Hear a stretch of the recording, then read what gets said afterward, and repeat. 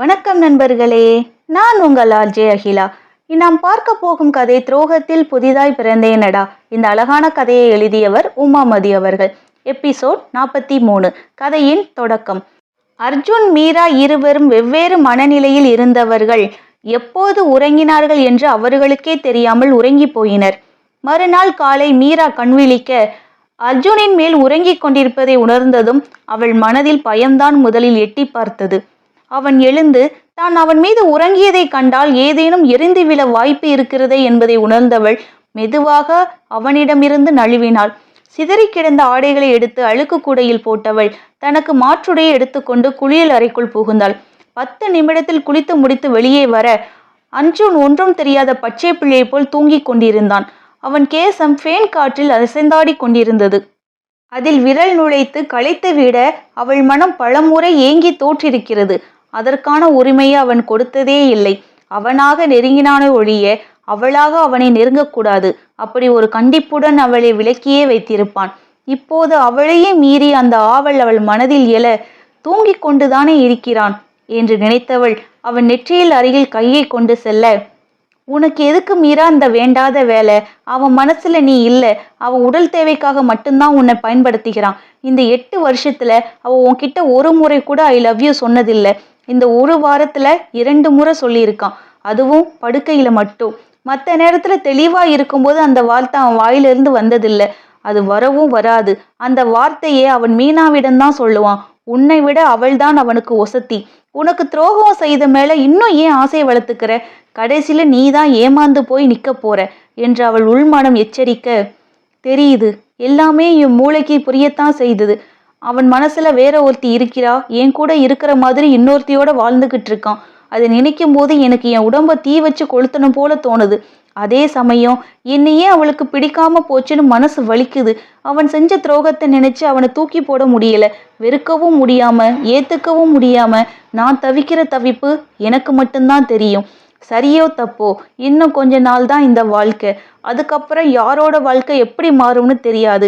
அவன் என்கிட்ட நடிச்சுக்கிட்டு இருக்கதாகவே இருக்கட்டும். அவனோட இந்த நடிப்பிலையாவது எனக்கு பிடிச்ச வாழ்க்கையை கொஞ்ச நாள் அனுபவிக்கிறேனே. அது வரைக்கும் மீனாவோட மறுபடியும் அவர் சேர்த்து வச்சு பார்க்குற சந்தர்ப்பத்தை மட்டும் எனக்கு கடவுள் கொடுக்காம இருக்கணும். நான் எந்த தப்பும் பண்ணலை. அவள் நெருங்குறதுக்கும் முத்தம் கொடுக்கறதுக்கும் எனக்கு முழு உரிமை இருக்கு. தப்பு பண்றது அவங்க 2 பேரும் தான். அவங்க தான் பயந்து பயந்து உரிமை கொண்டாடணும். எனக்கு அந்த அவசியம் இல்லை. கொஞ்ச நாள் தானே, பரவாயில்லை. நாளைக்கு என் வாழ்க்கையை திரும்பி பார்க்கும்போது ஒரு சில விஷயங்களாவது மனசுக்கு பிடிச்சதா இருக்கணும். அவராவே நெருங்கி வர இந்த சந்தர்ப்பத்துல என் ஆசையை நான் தீர்த்துக்கிறேன் என்று தனக்குத்தானே சமாதானம் கூறிக்கொண்டவள் அவன் தலைமுடியில் விரல் நுழைத்து களைத்தவள் அவன் நெற்றியில் முத்தமிட்டாள். நேரமாவதை உணர்ந்து அவனிடமிருந்து விலக சட்டென்று அவள் கையை பற்றி இழுத்தான் அர்ஜுன். எதிர்பாராத அந்த நிகழ்வில் மீரா பூக்குவிலாக அவன் மீது விழ, ஒரு முத்தம் கொடுக்க இவ்வளோ நேரமா? ரொம்ப காக்க வைக்கிறடி என்றவன் அவளை உருட்டி தனக்கு கீழே கொண்டு வந்தான். ஐயோ, முழிச்சிட்டு தான் இருந்தானா என்று உள்ளம் பதற, அதற்குள் அவன் கழுத்து வளைவில் முகம் புதைத்தவன் அவள் மீது இருந்து வரும் சோப்பின் மனத்தை ஆழ்ந்து உள்ளே இழுத்தான். ஏற்கனவே அவள் மீது அவனுக்கு பித்தம். இதில் அவள் தீரா காதலும் சேர்ந்து கொள்ள அவள் கழுத்தில் முத்தமிட்டு மென்மையாக கடித்தான்.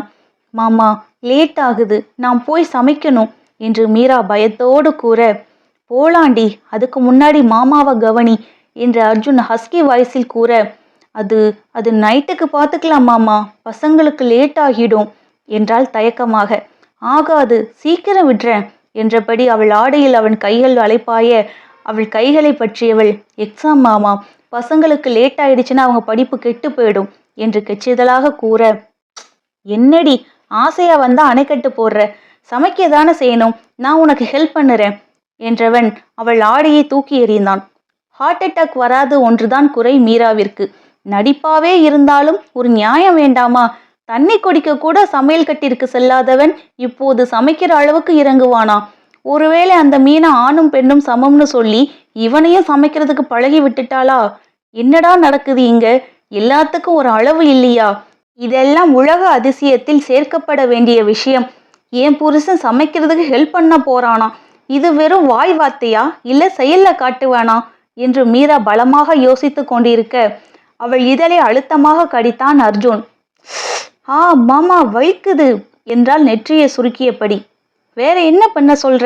உன் கவனம் எங்க இருக்குடி என்று அர்ஜுன் கேட்க, என் கவனம் உன் கள்ளக்காதலி கிட்ட இருக்கு என்று மனதிற்குள் நினைத்தவள் வெளியே என்ன சொல்வது என்று தெரியாமல் முழிக்கத் தொடங்கினாள். அவள் முழிப்பது அவனுக்கு சுவாரஸ்யமாக இருக்க அவள் கண்களில் முத்தமிட்டவன் மெல்ல மெல்ல அவளிடம் அத்துமீறினான் அர்ஜுன். அவள் விருப்பத்திற்கு இசைந்து கொடுத்தவள் குளியல் அறைக்குள் நுழைய அவள் திரும்பும் முன்பே அர்ஜுன் குளியலறை கதவை தாளிட்டிருந்தான். அவனை அதிர்ச்சியோடு பார்த்தவள், மாமா நீங்க எதுக்கு வந்தீங்க? முதல்ல நான் குளிச்சிட்டு வந்துடுறேன், அப்புறம் நீங்க குளிங்க என்று மீரா படபடப்போடு கூற, அவள் உடலை சுற்றியிருந்த புடவையை உருவியவன், உனக்கு முதுகு தேய்ச்சி விட தான் வந்தேன் என்றவன் அங்கேயும் ஒரு கூடலை முடித்து அவளுடன் ஒன்றாகவே குளித்தான். அவன் நடவடிக்கை ஒவ்வொன்றும் அவளுக்கு ஆச்சரியத்தை கொடுத்து கொண்டிருந்தது. இருவரும் ஆடையை மாற்றினார்கள். மீரா சமையலறைக்குள் நுழைந்தாள். மணி 6:30 ஆகியிருந்தது. 4 மணிக்கு எழுந்தவள் அவள் அறையை விட்டு இப்போதுதான் வெளியே வருகிறாள். அவசரமாக ஒரு டம்ளர் பிரியாணி அரிசியை ஊற வைத்தவள் கேரட், பீன்ஸ், வெங்காயம், தக்காளி எல்லாவற்றையும் எடுத்து நறுக்க ஆரம்பித்தாள். அர்ஜுன் தனது டீ-ஷர்ட்டை இழுத்து விட்டபடி அவளை நெருங்கியவன், டீ போடலையாடி என்று கேட்க, லேட்டான பரபரப்புல மறந்துட்டேன், இதை போடுற மாமா என்றவள் பால் பாத்திரத்தை எடுக்க, நான் போடுறேன், நீ மற்ற வேலையை பாரு, டென்ஷன் ஆகாத, பொறுமையாவே செய்யலாம். வேன் போயிடுச்சுன்னா நான் பிள்ளைகளை ஸ்கூல்ல விட்டுட்டு அப்படியே வேலைக்கு போறேன், எதுக்கு இவ்வளோ பரபரப்புகிற, ரிலாக்ஸ் என்றவன் பாலை காய வைத்தான். தலை தட்டாமலேயே மீராவிற்கு மயக்கம் வருவது போல் இருந்தது. அடுப்பை சிம்மில் வைத்தவன் அவள் கைகளில் இருந்த காய்களை வாங்கி கொண்டு, நான் இதை கட் பண்றேன், நீ வேற ஏதாவது வேலை இருந்தா செய் என்று அர்ஜுன் கூற, மீராவிற்கு அதிர்ச்சியில் பேச்சே வரவில்லை. இன்னைக்கு சூரியன் கிழக்குல உதிக்காமல் மேற்குல உதிக்க போகுதோ என்று அவன் நடவடிக்கையில் வாயை பிளந்தவள் யோசனையோடு சப்பாத்தி மாவை பிசைய தொடங்கினாள். அர்ஜுனுக்கு பழக்கமில்லாத வேலையாக இருந்தாலும் கேரட், பீன்ஸ், தக்காளியை ஈஸியாக நறுக்கிவிட்டான். ஆனால் வெங்காயம் அதன் வேலையை காட்ட பாட்டி இருந்ததற்கு கூட அழாதவன் இந்த வெங்காயத்திற்கு தாரை தாரையாக கண்ணீர் வடித்தான். மீராவிற்கு அவளையும் அறியாமல் சிரிப்பு வந்துவிட அதை அவனிடம் இருந்து மறைக்க பெரும்பாடுபட்டாள். பால் கொதித்ததும் போனை பார்த்தபடியே டீ போட்டு முடித்தவன் மீராவிடம் ஒரு டம்ளர் கொடுத்துவிட்டு தனக்கும் எடுத்து கொண்டான். இன்னும் என்னவெல்லாம் பிளான் பண்ணி வச்சிருக்கடா, சொல்லிட்டு செய்டா, எதுவா இருந்தாலும் அதிர்ச்சியில் போய் சேர்ந்துட போறேன், பிள்ளைகளுக்காகவா நான் வாழணும் என்று மனதிற்குள் புலம்பியவள் முதலாக அர்ஜுன் போட்ட டீயை சுவைக்க தொடங்கினாள். நல்லாத்தான் இருக்கு என்று ரஜினி மூடகன் பட டைலாக்கிய மனதிற்குள் ஓட்டி கொண்டவள் புன்னகையோடு குடித்து முடித்தாள். 2 அடுப்பையும் பற்ற வைத்தவள் ஒரு புறம் வெஜிடபிள் பிரியாணி தாளிக்க மறுபுறம் வெஜிடபிள் குருமாவை தாளிக்க தொடங்கினாள். 2ற்கும் ஒரே காய்கறி தான், வேலை மிச்சம். குருமாவிற்கு தேவையான தேங்காய் அரைத்து ஊற்றியவள் வெஜிடபிள் பிரியாணியை பிள்ளைகளுக்கு பேக் செய்ய ஆரம்பித்தாள். அப்படியே அர்ஜுனுக்கும்.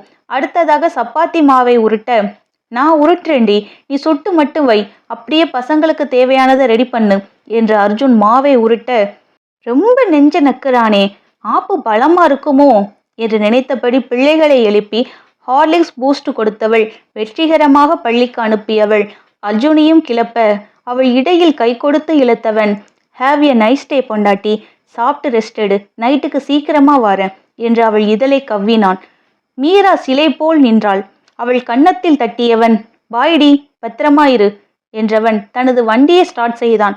அவள் சத்தத்தில் சுயம் பெற்றவள் போகும் அவனின் முதுகுப்புறத்தை பார்த்துவிட்டு தன் வேலையை பார்க்கலானாள். 1 மாதம் கடந்தது. அர்ஜுனும் மீனாவும் மதிய வேளையில் பள்ளியின் முன்பு நின்றிருந்தனர். இதோடு இந்த எபிசோட் நிறைவடைகிறது நண்பர்களே. மீண்டும் அடுத்த எபிசோடில் உங்களை சந்திக்கிறேன். இந்த வீடியோ உங்களுக்கு பிடித்திருந்தால் லைக் பண்ணுங்க, ஷேர் பண்ணுங்க.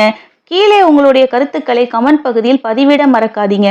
இந்த கதையின் மற்ற எபிசோடுகளை பார்க்க விரும்பினால் நம்முடைய பிளேலிஸ்டில் பார்த்து கொள்ளலாம். அதோடு இந்த கதையை முழுசாக நீங்களே படிக்க நினைச்சீங்கன்னா டிஸ்கிரிப்ஷனில் லிங்க் கொடுக்கப்பட்டுள்ளது. அந்த லிங்கை பயன்படுத்தி கதையை முழுசாக படிக்கலாம். மீண்டும் அடுத்த எபிசோடில் சந்திக்கிறேன். நன்றி.